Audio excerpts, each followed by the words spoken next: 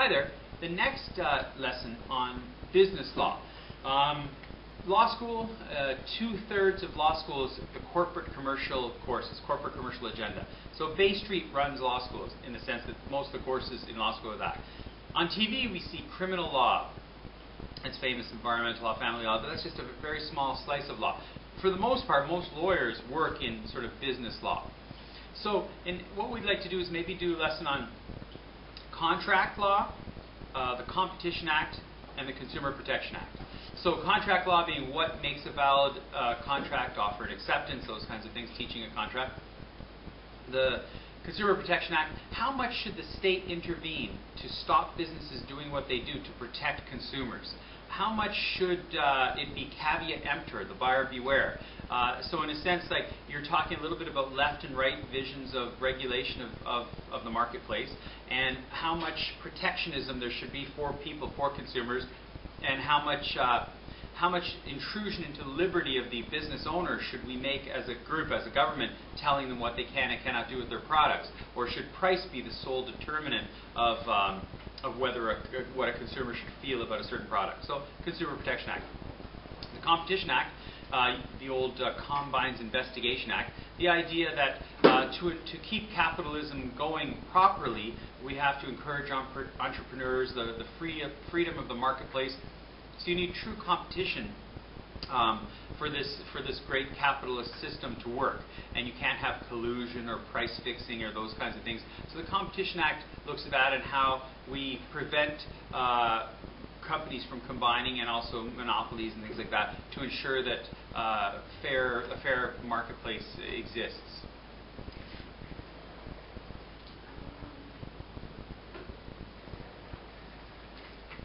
Hi there.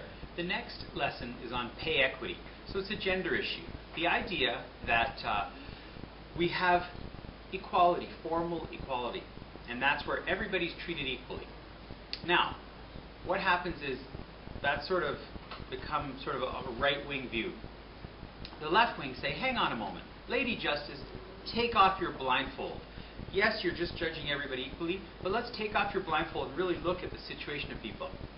And we'll find out that if you're not rich, white, heterosexual, English-speaking, able-bodied, Christian, and a man, then maybe you're not so equal after all. And this one's about the seventh, the gender. So men and women. Pay equity is sort of an economic look at this idea of substantive equality. So taking from the men and giving to the women to achieve equality. In Canada, often referred to as employment equity or pay equity. And so the idea, it's a provincial jurisdiction as well, so it's Ontario law. And so each government, successive government, will come to power, and when the NDP comes to power, the Pay Equity Act is quite strong, and really, you know, it tells private businesses what they can and cannot do. That they've got to, if the man and woman come for the job and the woman's equally qualified, you've got to take the woman until they make sort of 50% of your workforce, because they're 50% of the population. Then the Harris Tories come to power, still called the Pay Equity Act, but it's toothless and it doesn't really do anything.